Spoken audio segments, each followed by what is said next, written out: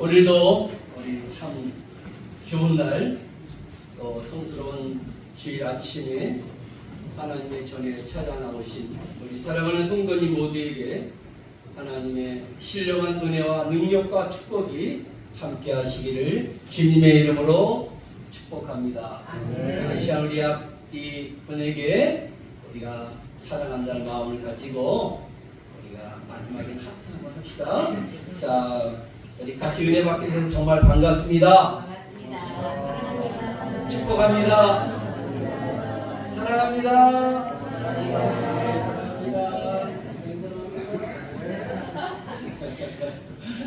네, 오늘도 하나님의 귀한 은총이 여러분 삶 속에 충만하시길 기원합니다. 하나님께서는 오늘 우리에게 말씀을 주고 계십니다. 오늘 말씀의 제목을 한번 크게 한번 읽어봅시다. 시작. 우리에게 향하신 하나님의 생각. 하나님의 생각이 과연 어떠하실까? 하나님께서 우리의 영의 아버지십니다. 예수님께서도 하나님 아버지를 일컬어서 뭐라고 기도하십니까? 하늘에 계신 우리 아버지요. 하늘에 계신 아버지라고 말씀하십니다. 그렇다면 하나님 아버지께서는 그의 자녀된 성도를 향하여 무슨 생각을 갖고 계실까요? 자, 오늘 11절 말씀 한번 띄워봅시다. 시작.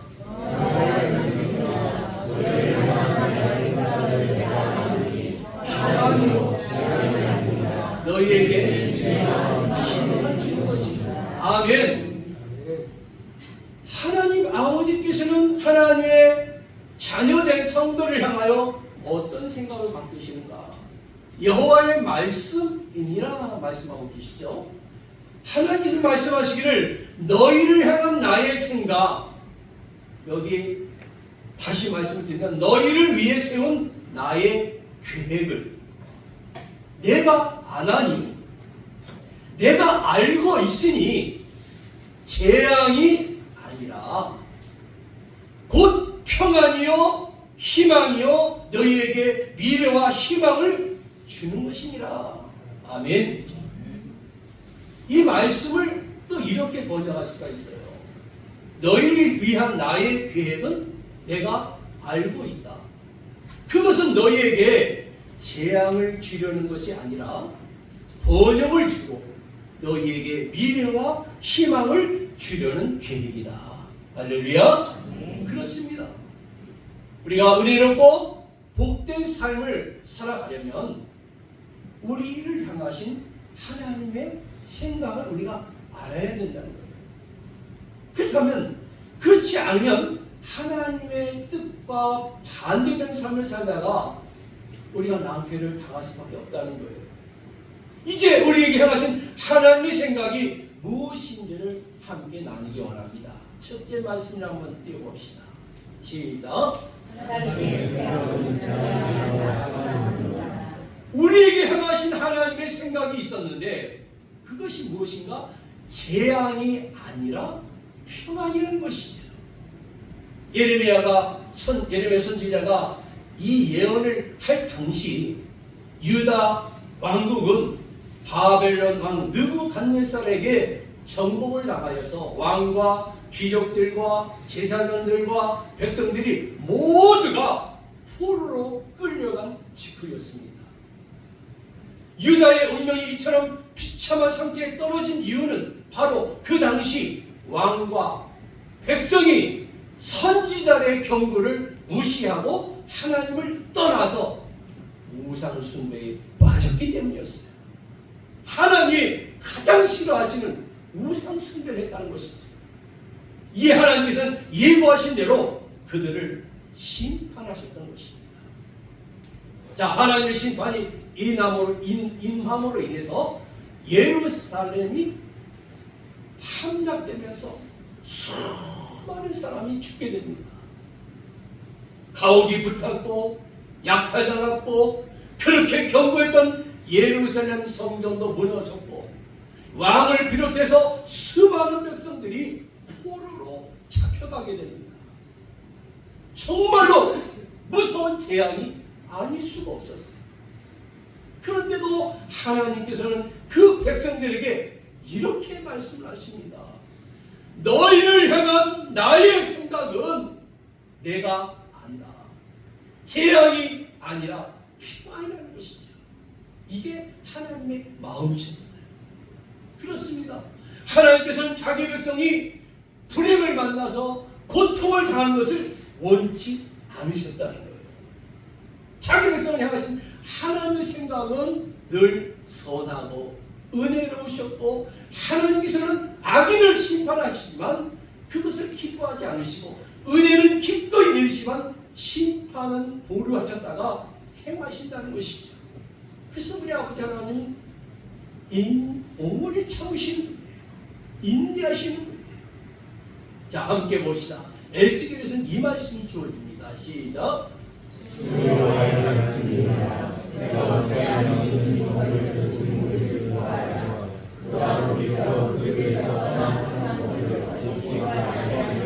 아멘.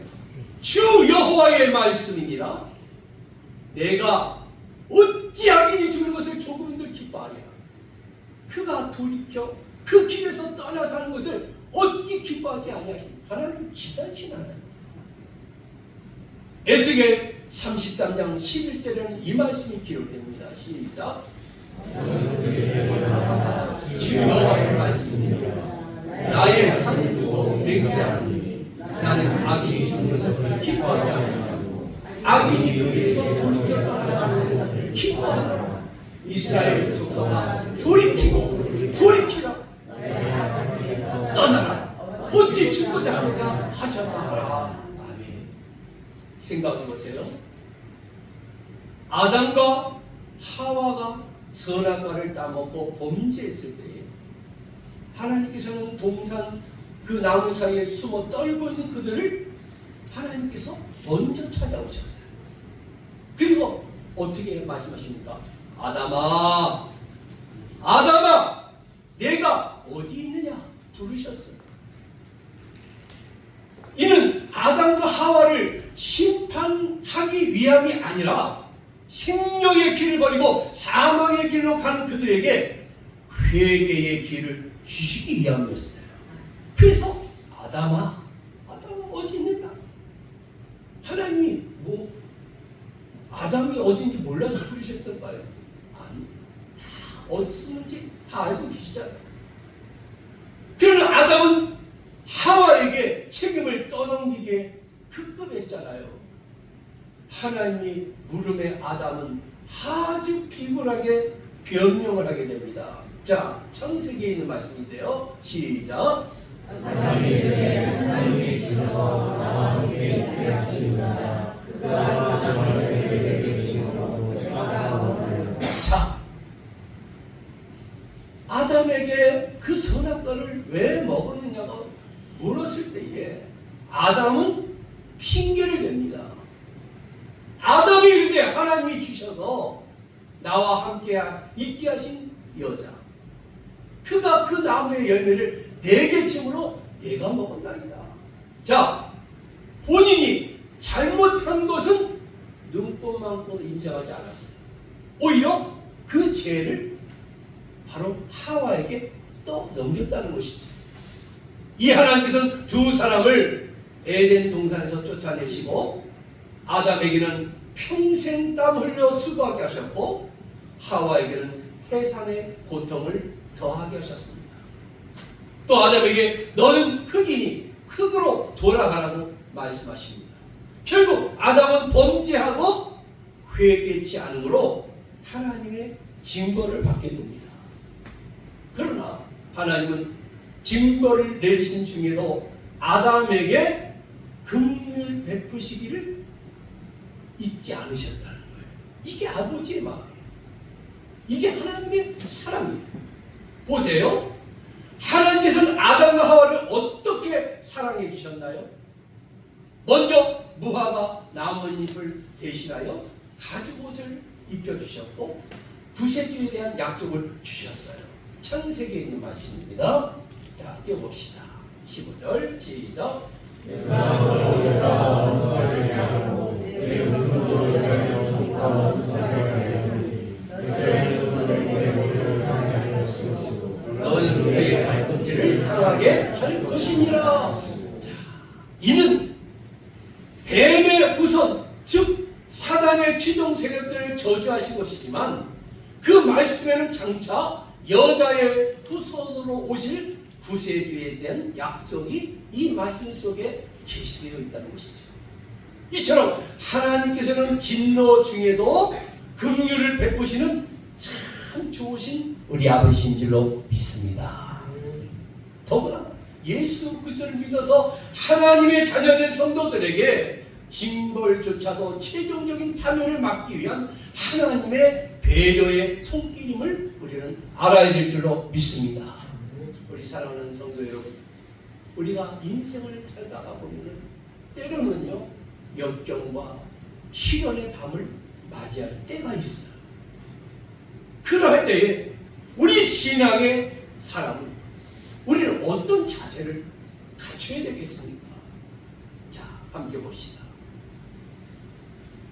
시작. 주님께서 겸손히 자신을 돌아보고 주님과의 관계를 바르게 세우게 만들라. 그래요.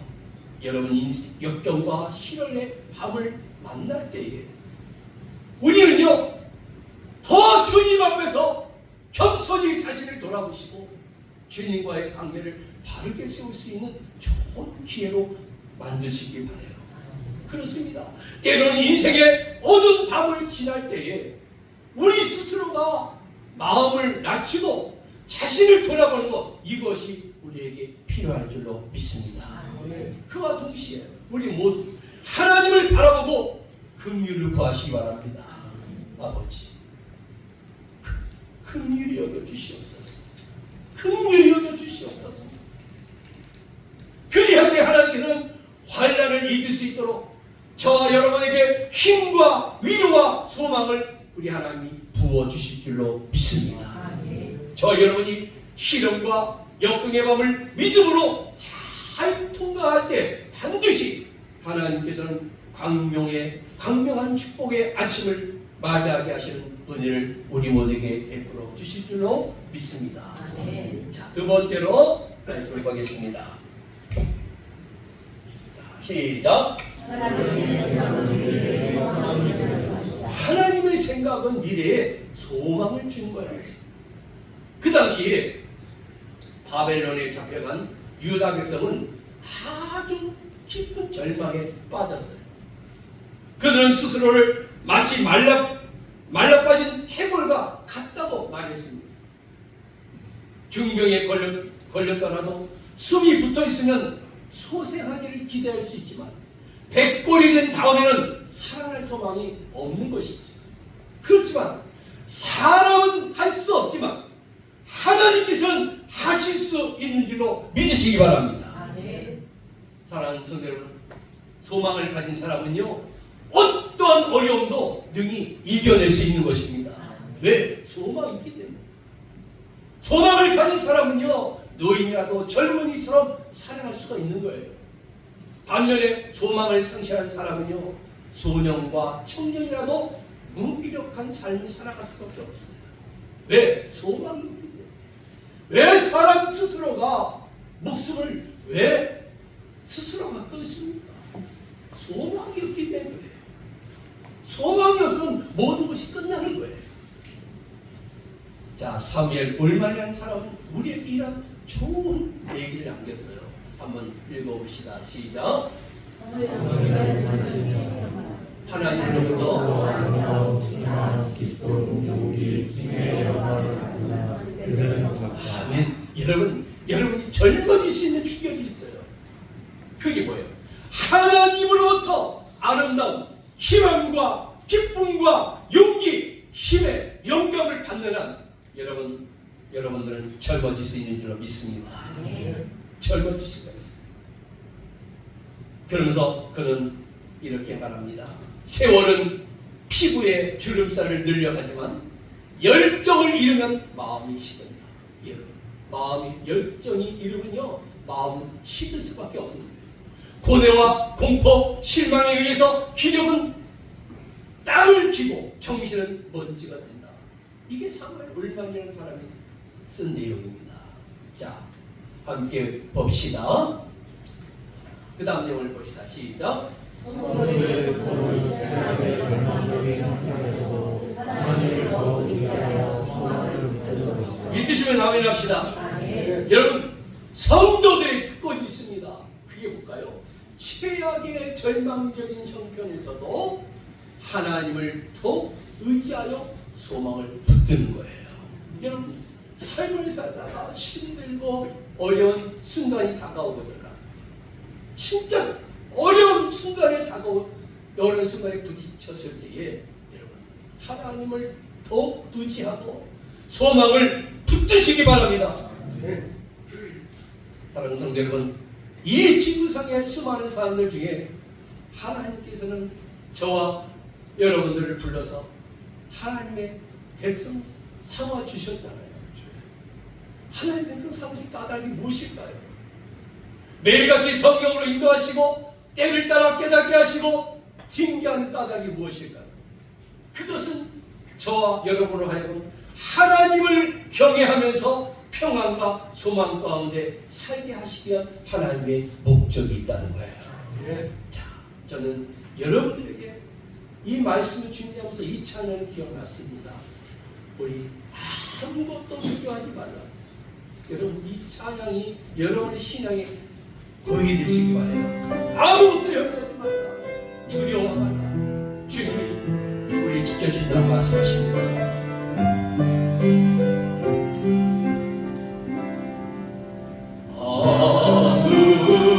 아무것도 두려워 말라.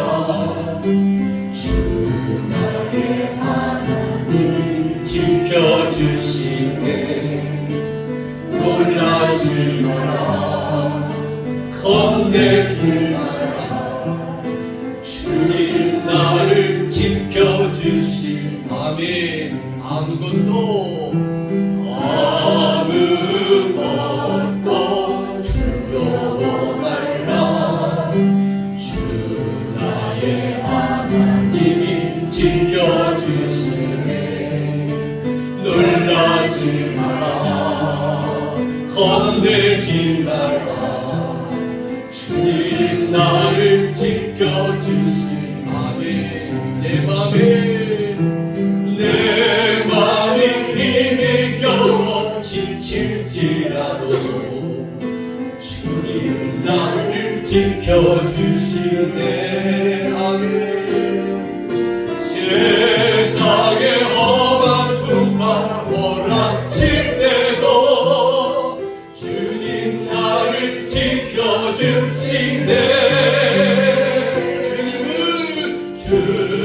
주님은 나의 산소. 주님은 나의 요새.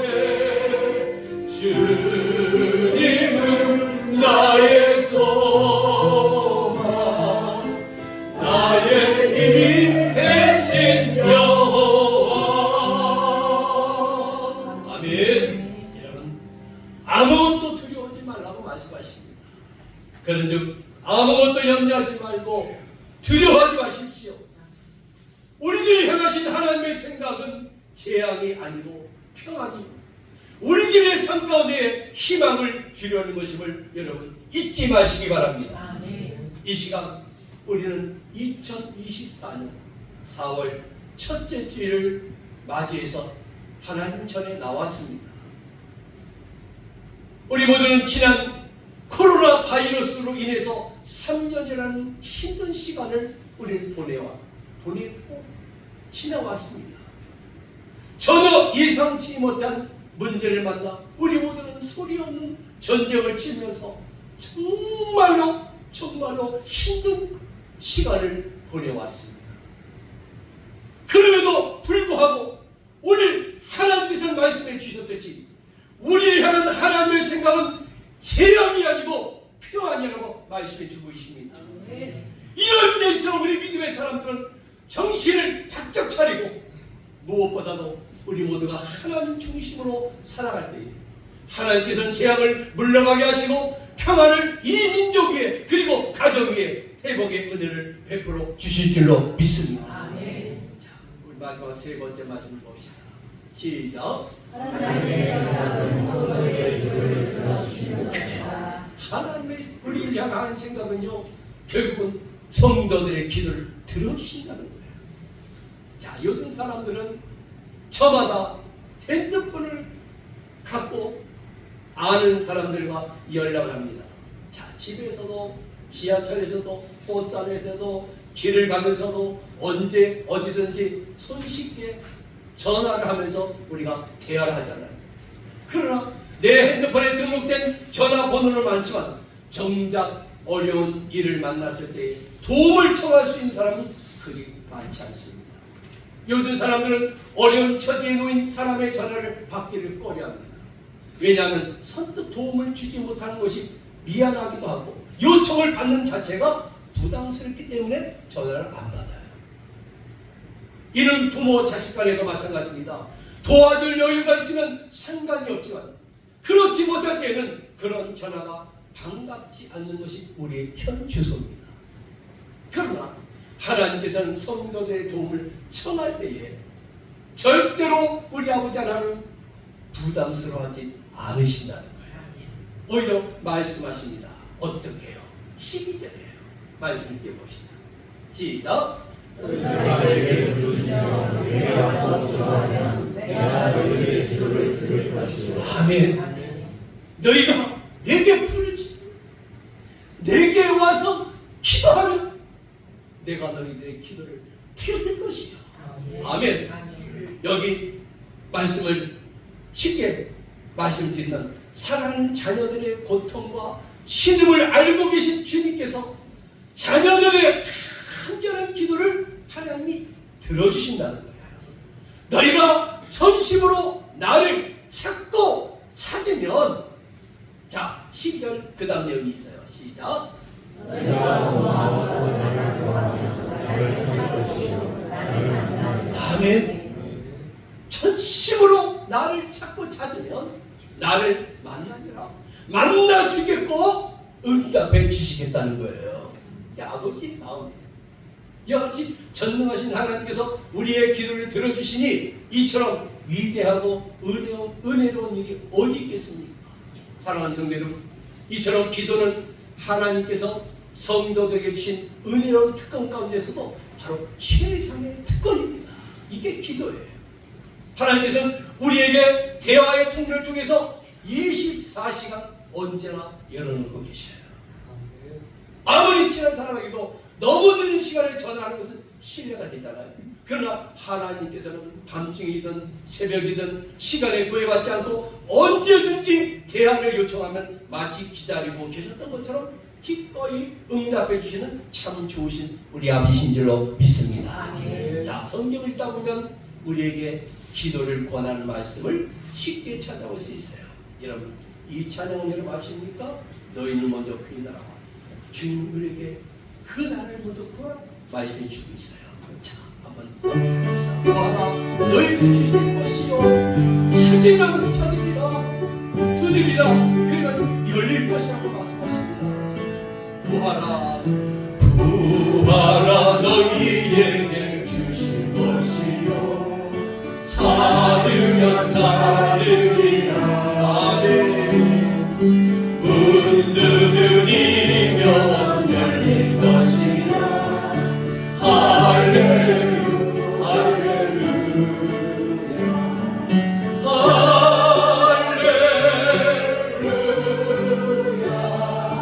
할렐루야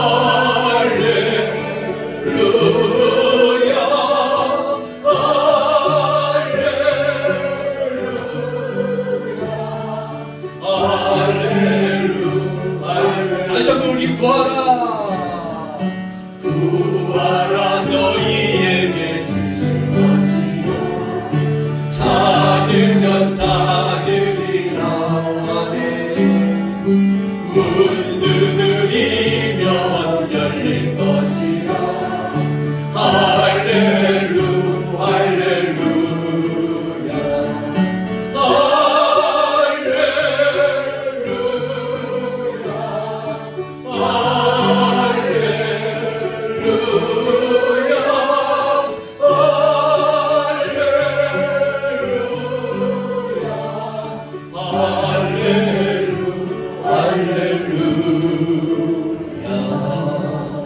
아멘. 자, 말씀을 띄워봅시다. 이 찬양이 여기서 나온 찬양이에요. 자, 읽어봅시다. 시작.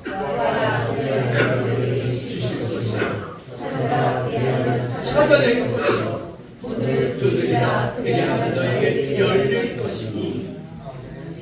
그 다음 8절 넘겨주십시오. 그래서 구하는 이마다 찾는 이는 찾아낼 것이요 두드리는 이에게는 열릴 것이니라. 너희 중에 누가 아들이 떡을 달라 하는데 돌을 주냐 생선을 달라 하는데 뱀을 줄 사람이 있겠느냐. 너희가 악한 자라도 좋은 곳으로 자식에게 줄지어야 하물며 하늘에 계신 너희 아버지께서 구하는 자에게 좋은 곳으로 주시지 않겠느냐. 할렐루야. 얼마나 우리에게 기도할 용기를 주시는 말씀인지 몰라요. 구하면 받을 것인데 구하지 않기 때문에 받지 못하고 있지는 않으십니까? 우리 하나님께서 나의 기도를 부담스럽게 여기지 않으실까? 염려할 것이 없습니다. 우리가 기도를 많이 하면 할수록 많은 것을 요구하면 할수록 우리 아버지 하나님께서는 기뻐하시는 참 좋으신 나의 아버지인 줄로 믿습니다. 자, 히브리서 말씀을 한번 읽어볼까요? 4장 말씀입니다. 시작. 우리의 연약함을 동정하지 못하셨으나 모든 일에 우리가 똑같이 시험을 받으신 이로되 죄는 없으시니라. 16절. 그러므로 우리는 긍휼하심을 받고 때를 따라 돕는 은혜를 얻으리 은혜의 보좌 앞에 아멘. 아멘. 우리는 긍휼하심을 받고 때를 따라 돕는 은혜를 얻기 위해서 은혜의 보좌 앞에 담대히 나아갈 것입니다. 이 말씀은 성도들의 기도가 반드시 응답되는 근거가 무엇인지를 말씀해 주고 있는 말씀입니다. 그것은 우리의 이름으로 하나님의 보좌 앞에 나가는 것이 아니라 우리의 영원한 대제사장이신 예수 그리스도의 이름으로 나아가는 것이기 때문인 줄로 믿습니다. 우리가 예수 그리스도의 이름으로 기도할 때에 하나님께서는 들으시고 응답해 주실 줄로 믿습니다. 전능하신 하나님께서는 불가능이 없으시기 때문에 우리의 상처와 우리의 아픔의 문제가 아무리 크고 어렵더라도 염려할 필요가 없습니다. 왜냐하면 하나님께서는 성도들의 기도에 응답해 주시기를 기뻐하시기 때문이라고 믿습니다. 함께 볼까요? 이사야에 있는 귀한 말씀입니다. 시작. 내가 부를 때에는 내가 여호와가 내가 있고 내가 부르실 때에는 내가 여기 있다 하리라. 아멘. 내가 부를 때에 나 여호와가 어떻게 하신다고요? 응답하겠고. 아멘. 내가 또 부르짖을 때에는 내가 여기 있다 하리라. 아멘. 오늘 본문 말씀에도 우리가 전심으로 하나님 찾고자 하면 우리를 만나 주시겠다고 말씀해 주고 있잖아요. 잠깐 만나 주는 것이 아니라 우리의 평생에 함께 해 주시겠다는 약속입니다. 푸른 풀밭 쉴만한 물가뿐만 아니라 사망의 음침한 골짜기로 지날 때에도 함께 동행해 주시는 분이 우리 주님이신 줄로 믿습니다. 자, 저는 이 찬양을 마지막으로 한번 함께 드리기 원해요. 진실로 선함과 인자하심 이런 하나님 우리에게 얼마나 인자하신 마음인지 몰라요. 그 진실하신 하나님, 인자하신 하나님을 찬양하고 오네요. 그려가사합니다. 진실로 선함과 진실로 선함과 그 인자하심이 날마다 함께 하시리라. 진실로 선함과 그 인자하심이 날마다 함께 하시. 다시 한번 진실로 선함과 그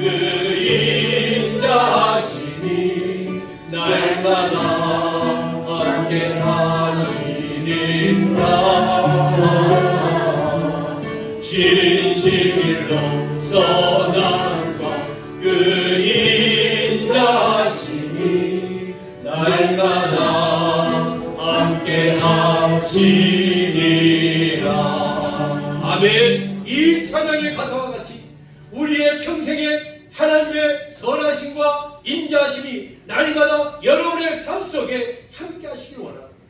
영원토록 주 안에 내가 거하며 주 안에 안식을 누리는 축복된 삶을 사시기를 주님의 이름으로 축복합니다. 사랑하는 성도 여러분, 말씀을 정리합니다. 우리 향하신 하나님의 생각이 어떠하신지 여러분 아셨습니까? 그것은 재앙이 아니라 평안이요 우리의 미래의 희망을 주려는 것이라고 말씀해 주셨습니다. 성도님 한 사람을 향하신 하나님의 뜻은 언제나 선하고 은혜롭습니다.